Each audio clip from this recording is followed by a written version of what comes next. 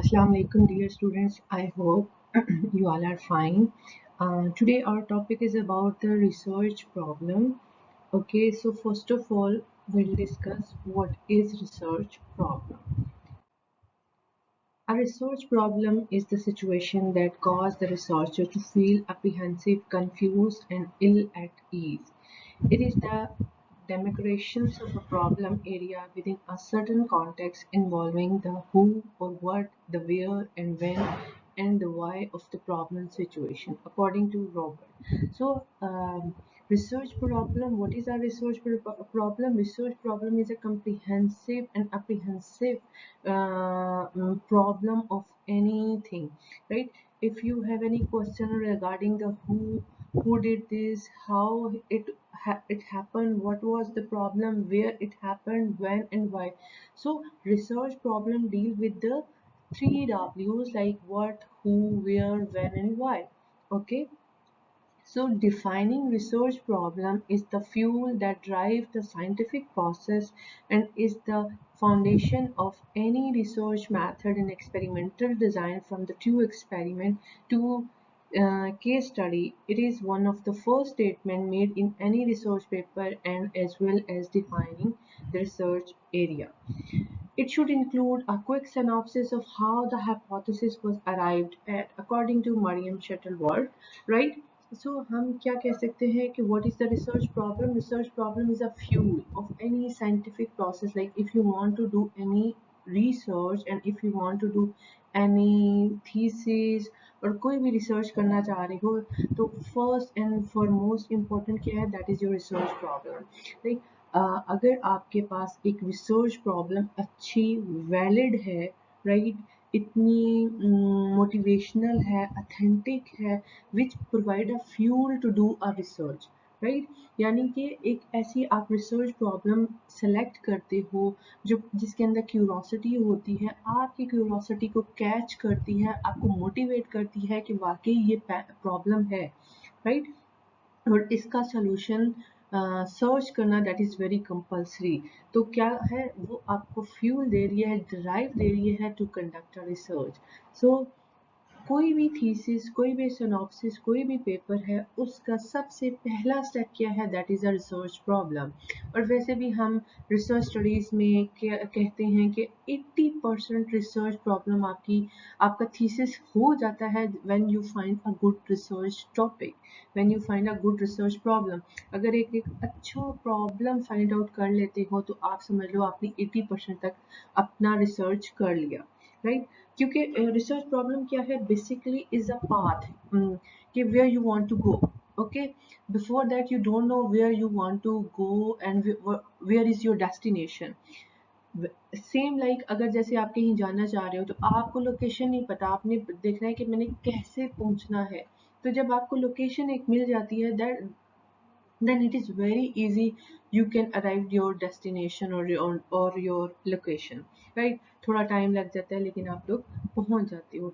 Same case हमारे thesis और हमारे रिसर्च के साथ होता है, राइट. जब आप लोगों को रिसर्च प्रॉब्लम ही नहीं पता, लाइक अगर मैं एग्जांपल देती हूँ कि आप लोग एमफिल या पीएचडी कर रहे हो या मास्टर्स कर रहे हो और उसके लिए कंपलसरी है आपने थीसिस करना या रिसर्च करना. Without completion of research, you cannot get the degree. For the getting of degree, you have to complete a research. Okay, अब आपने सोच लिया, okay, I have to do a research. But क्या research करनी है, that is a big problem. Okay, आपको समझ नहीं आ रहा कि मैंने रिसर्च क्या करनी है. तो पहला स्टेप क्या है, you have to find a research problem, right. You have to find a research topic, you can say you have to find a research problem. एक अच्छी प्रॉब्लम आपने सेलेक्ट करनी है. देन आप क्या करते हो, एक दूसरे से डिस्कस करोगे, सोचोगे भाई मैंने काम किस पे करना है, मैंने थीसिस करना है लेकिन किस पे करना है थीसिस, प्रॉब्लम मेरी क्या है, कौन सा अच्छा प्रॉब्लम लूँ, ठीक है. तो फिर आप इस स्टेप पे सोचना शुरू कर देते हो कि which problem I should select, which topic I should select that should be very easy for me to conduct a research. Okay, और that should fill the knowledge gap. That is very important question, right? अगर आप एक ऐसा research problem उठा रहे हो that should be fill a knowledge gap, because whenever you are going for defend your synopsis, first question you will find that the jury will say what will be the knowledge gap you want to fill. Okay कि क्या knowledge gap है कि जिससे आप इस problem से आप fill करना चाह रहे हो। तो आप एक ऐसा रिसर्च प्रॉब्लम उठाते हो जो नॉलेज गैप को फिल करे, जिसको आप जस्टिफाई कर लो, जो फ्यूल प्रोवाइड करे साइंटिफिक रिसर्च के लिए, राइट? कोई भी रिसर्च मेथड आप यूज़ करते हो, चाहे वो एक्सपेरिमेंटल हो, डिस्क्रिप्टिव हो, हिस्टोरिकल हो, कोई भी प्रॉब्लम हो, यानी रिसर्च का कोई भी डिज़ाइन आप उठाना चाहते हो, तो मेन स्टेप क्या है, which is very important, that is you have to find a good research problem, right? तो research problem is the first and foremost important step in any scientific research. Okay, then our second point is discussion with other graduate students. Like first you discuss with your professor or a mentor, and you will find out any research problem from your own research area, from your own interest area. Okay, then the second point is discuss with other graduate students. Like first आपने अपने interest area से discuss किया, वहाँ से select किया, फिर you can discuss with your friends, with your peers and graduate students. उनसे भी बहुत अच्छे आइडियाज़ मिल सकते हैं, दो students who already done their research. Okay, you can discuss with them कि भाई हम ये करना चाह रहे हैं, या कौन सी फील्ड में जाए, या this is my field, and just guide me, just suggest me which topic I should select. Okay, or even if you selected one topic, you can discuss with them. Okay, that discussion will help you to refine the problem, and that will help you to guide that will help you to clear your view about the identification of the research problem. Like ये चीज़ आपको बहुत अच्छे से clear करेगी कि आपने कौन सा एक्चुअल में टॉपिक सिलेक्ट करना है, right? That is very important कि आपकी डिस्कशन लाजमी होनी चाहिए। डिस्कशन आप अपने ग्रेजुएट स्टूडेंट्स के साथ करो, discussion with your professors. Okay, उससे भी आपको बहुत हेल्प होती है, क्योंकि उनके जब एक से ज़्यादा माइंड होते हैं, ब्रेन स्टॉर्मिंग होती है, तो उससे आइडियाज़ बहुत अच्छे मिलते हैं, न्यू आइडियाज़ जनरेट होते हैं, देन आप उस पर काम कर सकते हो। तो आप लोग ये ज़रूर किया करो, whenever you are going to select any topic, any research problem, you have to discuss with your fellows. ठीक है, हमने ये नहीं करना ओके ये मेरा आइडिया है, कोई दूसरा चोरी ना कर ले, इस चीज़ को तो सोचना ही नहीं है। आपने अपने ग्रेजुएट स्टूडेंट से ज़रूर डिस्कस करना है। वो डिस्कशन जो है ना आपको बहुत हेल्प करेगी, आपको न्यू आइडियाज़ देगी, आपकी फील्ड को और आपके इंटरेस्ट को जो है और आपके प्रॉब्लम को और क्लियर करेगी, और आप बड़े अच्छे से एक अच्छा सा टॉपिक सेलेक्ट कर सकते हो, right? Then the third point is researcher professional experience and interest. अब जैसे हमने कहा कि रिसर्चर का own interest, that is very important. Then उसके बाद हमारा थर्ड पॉइंट जो आता है professional experiences, that is very important. Like if you are a teacher, if you are a science teacher, तो आप जो है इजीली अपने प्रोफेशन के अकॉर्डिंग आप एक टॉपिक को सिलेक्ट कर सकते हो।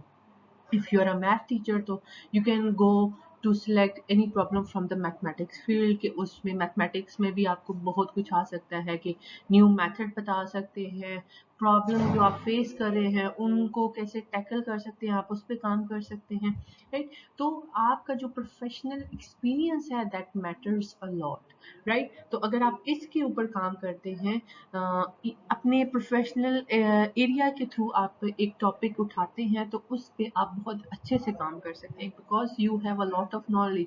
आपके पास नॉलेज भी होगा, आपके पास एक्सपीरियंस भी होगा, तो आप उस टॉपिक को बहुत अच्छे से डील कर सकते हैं। स्पेशली हम जो है स्कॉलर्स को ज़्यादा प्रेफर करते हैं कि आपका एक्सपीरियंस किस में है, प्रोफेशनल एक्सपीरियंस किस में है, आप उसमें जाएं। ठीक है, आपका जो इंटरेस्ट है और जो प्रोफेशनल एक्सपीरियंस है फील्ड के अंदर से आप एक टॉपिक लेके आए, उससे क्या होगा कि आप उस पर बहुत अच्छे से काम कर सकते हैं। ठीक है। The third point is current issues in education और social sciences. Then the third and the most important point is current issues in education और सोशल साइंसेज। क्या करंट इश्यूज हैं, क्या करंट प्रॉब्लम्स है, या क्या करंट ट्रेंड्स चल रहे हैं एजुकेशन में या सोशल साइंस में, या जो भी आपकी फील्ड है, आप जो किसी भी फील्ड से है, उसके करंट ट्रेंड्स क्या चल रहे हैं, आपने उसको सिलेक्ट करना है। राइट।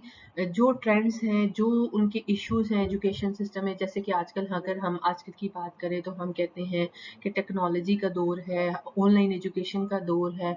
इवन अगर आजकल हम देखें, ज़्यादातर रिसर्चेस कोविड के आफ्टर इफेक्ट्स पे हो रही हैं कि उनका एजुकेशन पे क्या इफेक्ट हो रहा है।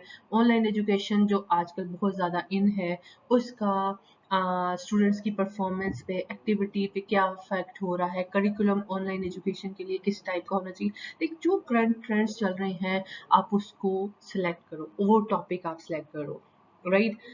देन हमारा नेक्स्ट पॉइंट है, that is a research and scientific literature. Research and scientific literature is also most important. Why it's research? Research like already done researches हो चुकी हैं, जो ऑलरेडी रिसर्चेज हो चुकी हैं, आप उनमें से भी सिलेक्ट कर सकते हो।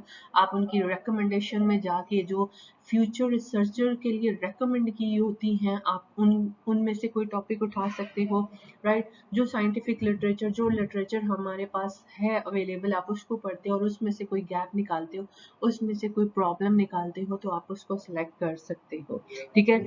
हम बहुत से स्टूडेंट्स को ये रेकमेंड करते हैं कि अगर आपको अभी तक समझ नहीं आ रही, आपका इंटरेस्ट क्या है, आपको डिस्कशन के बाद, अपने ग्रेजुएट स्टूडेंट्स के बाद डिस्कशन के बाद भी समझ नहीं आई, तो आप बेहतर ये है कि आप जो प्रीवियस रिसर्चेस हो चुकी हैं उनकी रिकमेंडेशन को पढ़ो। उनकी रिकमेंडेशन में जो फ्यूचर रिसर्चर के लिए रेकमेंड किया है, आप उनको देखो, उनमें से भी आप कोई टॉपिक अच्छा सा सिलेक्ट कर सकते हो। देन हम ये भी कहते हैं कि आप लिटरेचर पढ़ो। लिटरेचर पढ़ने से भी आपका आइडिया क्लियर हो सकता है, आप एक अच्छा टॉपिक सेलेक्ट कर सकते हो। Right. Then our next point is own experience or the experience of others may be a source of problem supply. Right. अब ये हमने जैसे थर्ड पॉइंट में भी रिसर्चर प्रोफेशनल एक्सपीरियंस पे डिस्कस किया, उसमें भी हम ये भी कह सकते हैं कि जो स्कॉलर्स का, जो इंडिविजुअल का ओन एक्सपीरियंस है, वो भी वो सिलेक्ट कर सकता है। लाइक अगर उसने खुद अपनी स्टडी के दौरान जो चीज़ें फील की, जो प्रॉब्लम्स उसको फेस हुई, तो वो कह सकता है कि मैं जब रिसर्च करूँगा तो मैं इस प्रॉब्लम पे रिसर्च करूँगा, तो वो अच्छे से कर सकता है। या किसी और को एक्सपीरियंस किया उसने, किसी और के साथ ये प्रॉब्लम हुआ, तो वो कहता है कि मैं इस प्रॉब्लम का वो सोल्यूशन निकालूंगा, मैं ये टॉपिक्स लेना चाह रहा हूँ, तो वो ले सकता है। ठीक है। मतलब खुद का जो प्रैक्टिकली एक्सपीरियंस किया गया वो, और जैसे कि स्पेसिफिकली स्टूडेंट्स कहते हैं कि भाई एक सर्टेन पीरियड में टीचर्स का बिहेवियर मेरे साथ ऐसा था, इस वजह से या तो मैं लोअर में चला गया हूँ, लोअर इंटेलिजेंट हूँ, या और या मैं हाईली इंटेलिजेंट हूँ, या जो सेकंड मेरा फ्रेंड है उसके मार्क्स अच्छे आए, उसकी ग्रेडिंग अच्छी आई, तो वो क्यों आई। राइट। उसकी रीज़न क्या थी। तो हम वो उसके ऊपर भी काम कर सकते हैं कि यानी टीचर का बिहेवियर बहुत अच्छा था, तो हम टीचर के बिहेवियर, स्टूडेंट के बिहेवियर पे काम कर सकते हैं, टीचर्स के टीचिंग मेथड पे काम कर सकते हैं। लाइक कोई भी हम टॉपिक सेलेक्ट कर सकते हैं, कुछ भी उठा सकते हैं। ठीक है। जिससे आपने एक्सपीरियंस किया हो। देन लास्ट हमारे पास है theories. Theories is also always are there. We can conduct many researches on any theory, like we have many theories regarding learning theories, behavior theories. Right. तो आपका मेन इंटरेस्ट उसमें क्या है, आप उसमें से काम कर सकते हैं। ओके, हमारे पास थ्योरीज इतनी ज़्यादा हैं, हम थ्योरीज के ऊपर काम कर सकते हैं। लर्निंग थ्योरीज अगर आप देखें तो आप लर्निंग थ्योरीज में से कोई भी मतलब एक थ्योरी उठा सकते हैं, अपनी थ्योरी पेश कर सकते हैं, प्रेजेंट कर सकते हैं कि हम बच्चों को कैसे सिखा सकते हैं। जो ऑलरेडी हो चुकी हैं, ऑलरेडी थ्योरीज हमारे पास हैं, आप उन पे अगर कोई नई टेक्निक यूज़ करना चाहते हैं तो you can do it. Okay, so you can select topic from the theories as well. Right. I hope जो अभी तक हमने पढ़ा वो सब आपको क्लियर होगा। Then we are going to the next slide, that is grilling the problem. Grilling the problem, that question to be asked when the idea is spot. जब आपके पास एक आइडिया आ जाता है तो आपने ग्रिल करना है। ग्रिलिंग क्या होती है कि आपने उसके ऊपर और सोचना है, क्वेश्चंस करने हैं जब भी एक आप आइडिया सेलेक्ट करते हो या जब एक आइडिया आपके पास दिमाग में आता है, राइट।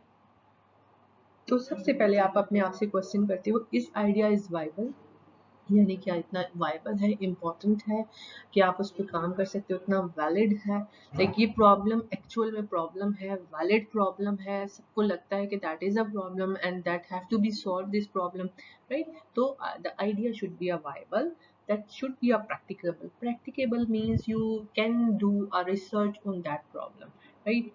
यानी जो आपने रिसर्च उठाई, प्रॉब्लम उठाई, वो प्रैक्टिकेबल है, रिसर्चेबल है कि नहीं है। Time is important, time factor, like कितना टाइम उस पर लगेगा। अगर 1 ईयर लगेगा तो मेरे पास 6 मंथ का टाइम है, तो क्या मैं इस टाइम में मैनेज कर सकता हूँ कि नहीं कर सकता, उसके अकॉर्डिंग आपने उस पर सोचना है। और ये भी फिर चेक करना, हैज़ इट डन बिफोर, ठीक है, has it been done before, like पहले किसी ने इस पे सर्च किया, अगर रिसर्च किया उसके रिजल्ट क्या आए, उसका फाइंडिंग क्या थी, आपने उसको चेक करना है। और इसके रिजल्ट्स क्या एक्सपेक्टेड है, लाइक आप जब आप हाइपोथेसिस बनाओगे तो भी आपने हाइपोथेसिस बनाने के इसके रिजल्ट एक्सपेक्टेड किया है, क्योंकि जब भी हम एक प्रॉब्लम उठाते हैं तो उसका सोल्यूशन दिमाग के अंदर तो ज़रूर होता है, तो वो हमने उसको चेक करना है कि एक्सपेक्टेशन हमारी क्या है रिजल्ट्स की, ठीक है।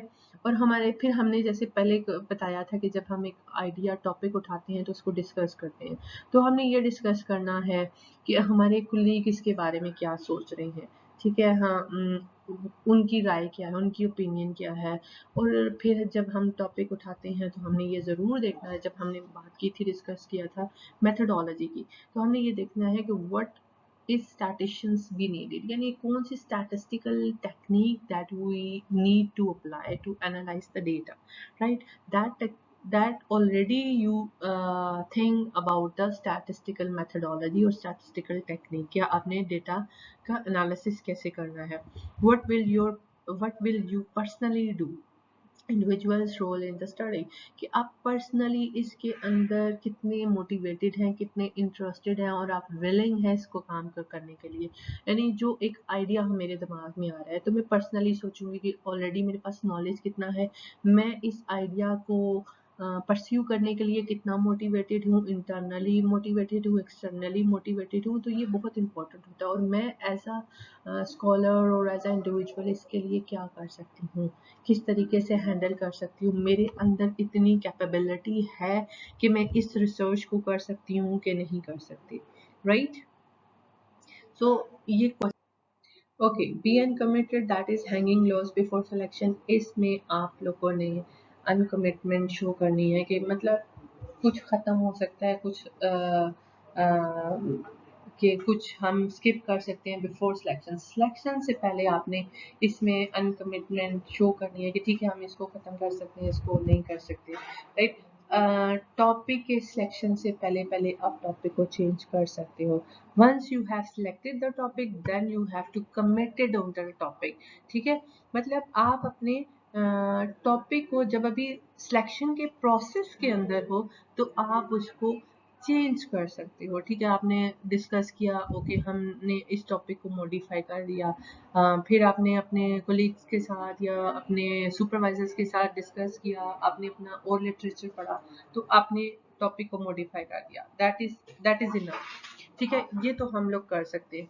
लेकिन जब आपने सिलेक्ट कर लिया टॉपिक, आपने अप्रूव करा लिया, then you can not change your topic.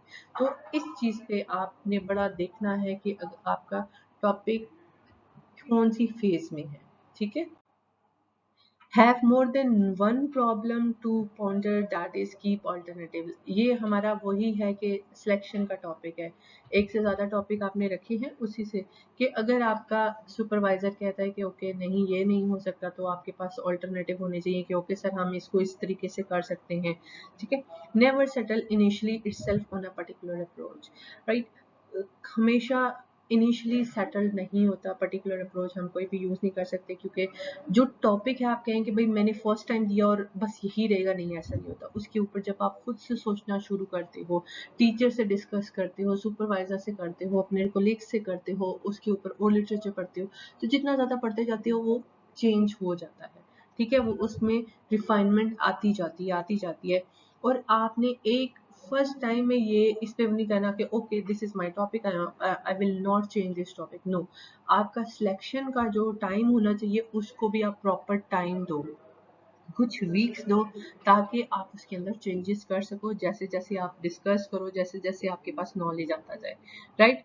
Interact with experts and practitioner, इस चीज़ के लिए आप ज़्यादा से ज़्यादा इंटरेक्शन करो अपने एक्सपर्ट के साथ, प्रैक्टिशनर्स के साथ, प्रोफेसर्स के साथ, रिसर्चर्स के साथ, ठीक है। Avoid superficial and obvious problem, ठीक है।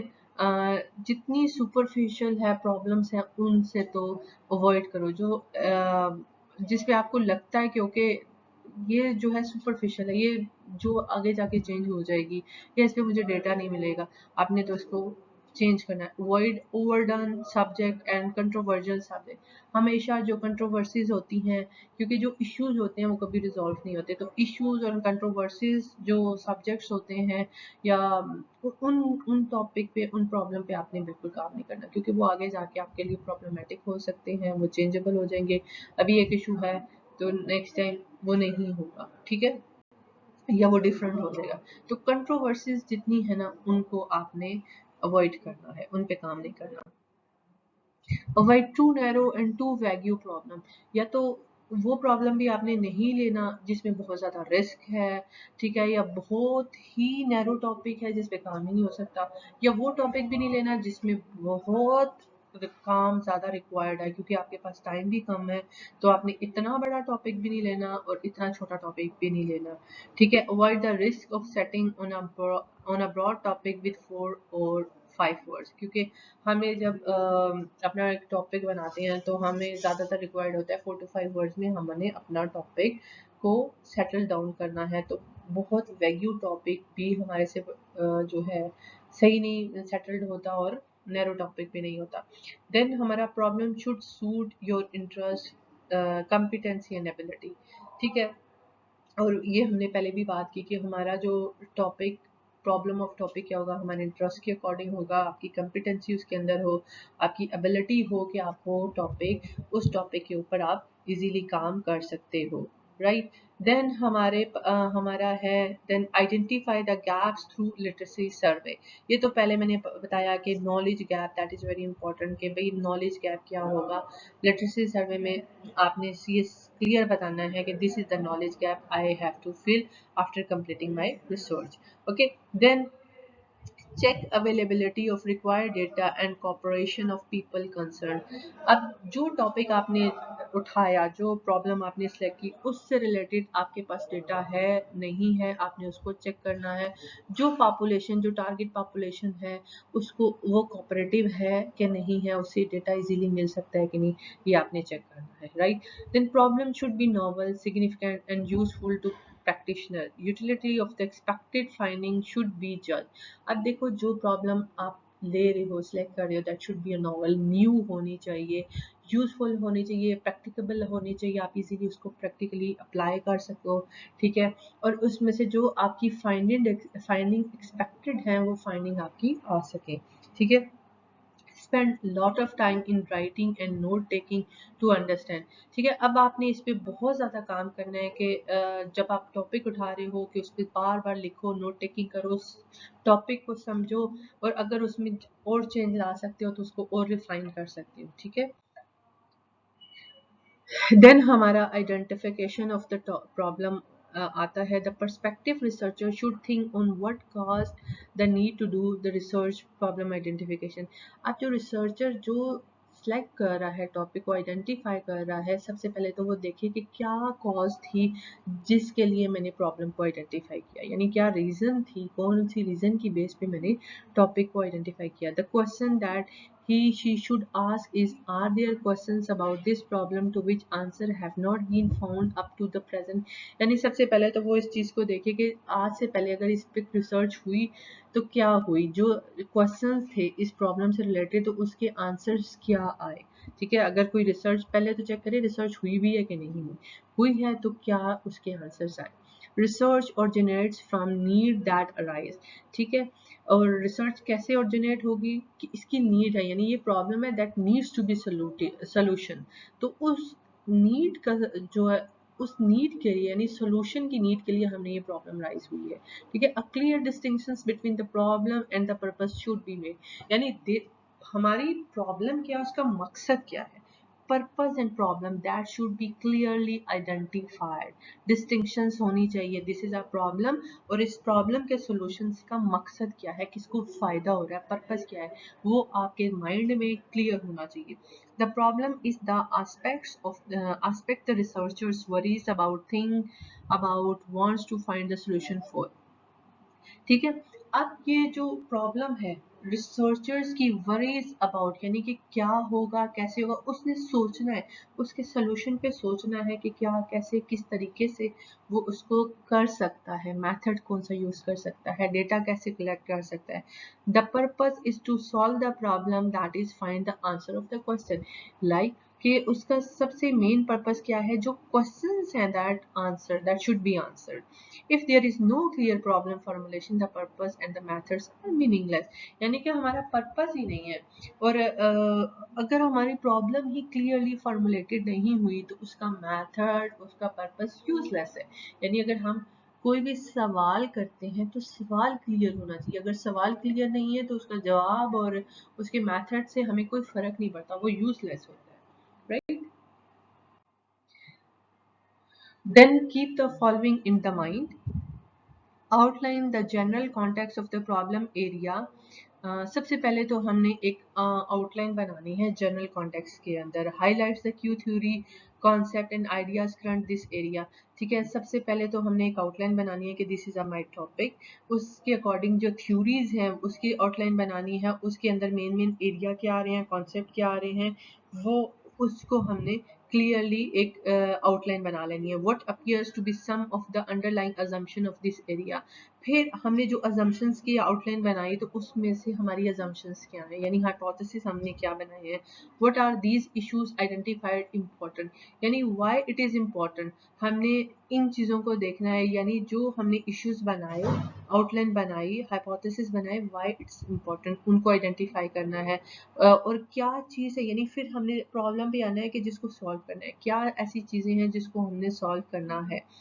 Read around the area subject to get know about the background and to identify unanswered questions or controversies, and or it to identify the most significant issues for the further exploration।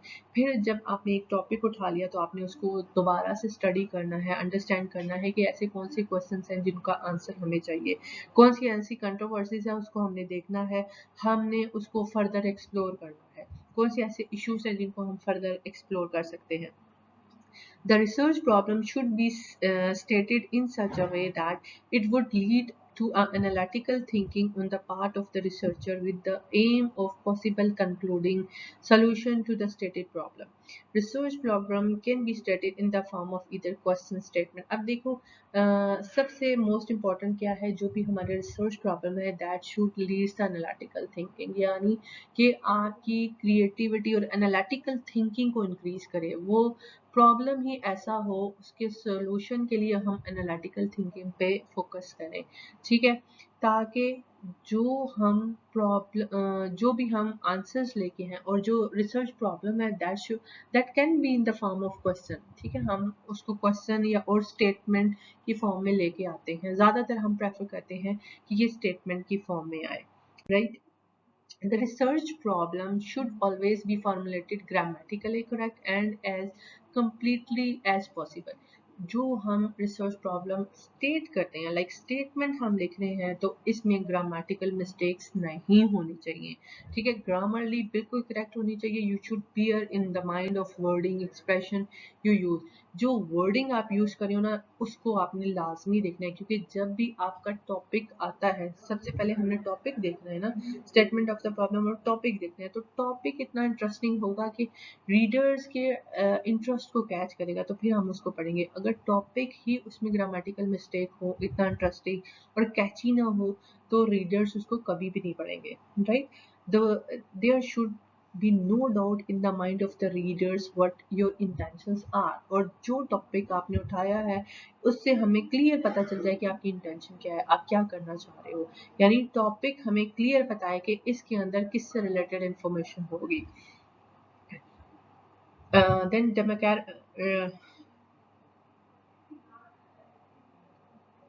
Then हमारे पास है demarcating the research field into manageable parts by dividing the main problems into sub problem is of the utmost important। अब हमने सबसे पहले क्या करना है, अपने टॉपिक को मैनेज करना है कि अपनी मेन प्रॉब्लम को सब प्रॉब्लम में डिवाइड कर देना है कि क्या चीज़ utmost important है और हमने उसको कैसे करना है।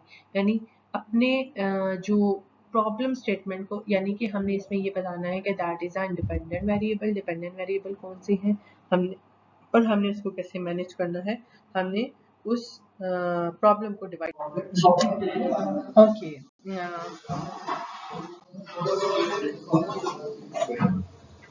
Thank you.